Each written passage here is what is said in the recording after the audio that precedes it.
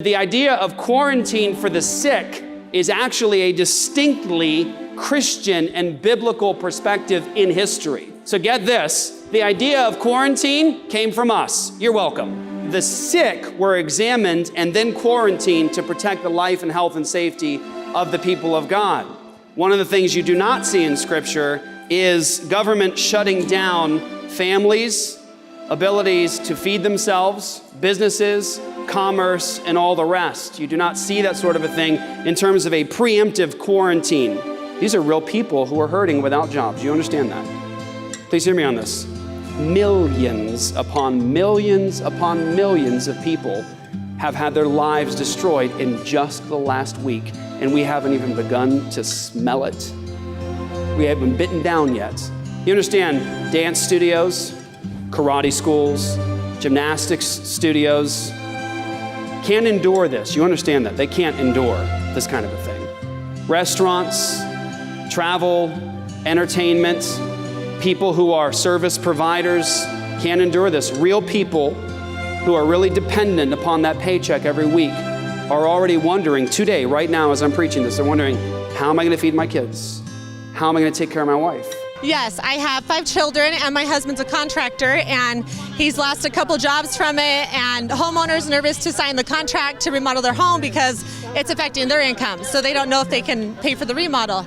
And then he also does cell towers, and one of the schools was shut down, and so he couldn't put the transmitter he needed for the cell tower because they refused to open the doors of the school.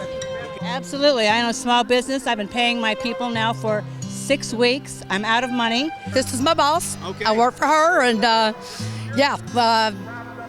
hardly any income, since it started, and I'm hurting. I've got the, bills piling up, and I've had no income. Because you see, people can say only essential businesses should be open. All non-essential businesses should not be open. And in the background are millions of people raising their hands saying, but my business is essential to me. To me. My business is essential to my wife.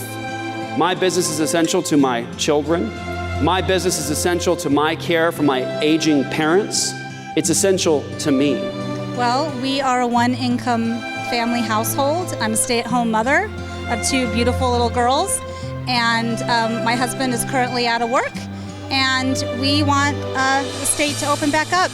People are wondering, how are they going to make it? And I want to just highlight, the principle of love for neighbor has to be something that all of us, but especially your pastors, have to consider when we're making decisions. Is this loving my neighbor? Or is it showing a lack of passion for their well-being? Yeah, my husband's in the aquatic industry, so with all of the pool closures, he has had to take a pay cut and cut in hours as well. So it's either that or layoffs for the whole so everyone in the company had to take a pay cut and reduced hours, or only as many hours as needed, or else everyone would have had to be laid off. I sell crystals and jewelry online. Okay. I have a business called Cordial Traders Emporium, and I do Facebook Live sales as well as on the website that we have. And the last 3 or 4 weeks, I know at least 4 or 5 of my customers have lost their job that used to be regular customers. So I did notice the impact. I just have to work a little harder, but the longer this goes on, the more we're gonna get impacted. And what you don't know about me is I grew up in communism behind the Iron Curtain. So watching this unfold, it's quite interesting to see in the land of the free. Describe that. You grew up behind the Iron Curtain, communism. What are you seeing here that's scaring you? It's just seeing the same, the supply lines being impacted, the tyrannical overreach of the authorities in the name of whatever story they're trying to sell. Absolutely, and I grew up in that, watching it, so it's very apparent to me. Sure. So we run a tourist business that brings people in to do corporate team building and leadership. Since the travel restrictions, we've personally lost about $30,000 in revenue, and all future bookings have been canceled. So, my staff hasn't worked since the beginning of March, and we haven't had a single reservation.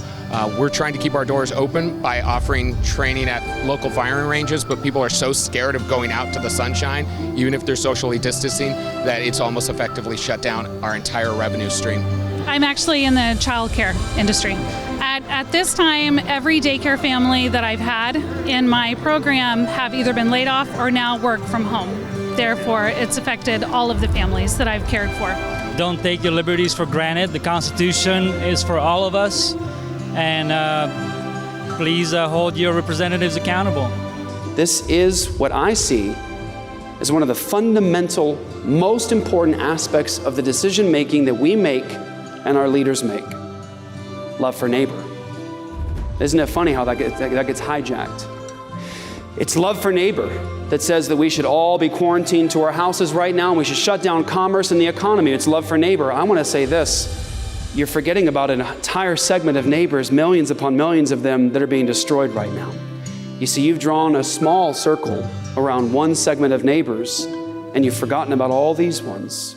And love for neighbor is a principle we should uphold for both aspects: protecting safety, life, health, but also loving the neighbors who are going to suffer.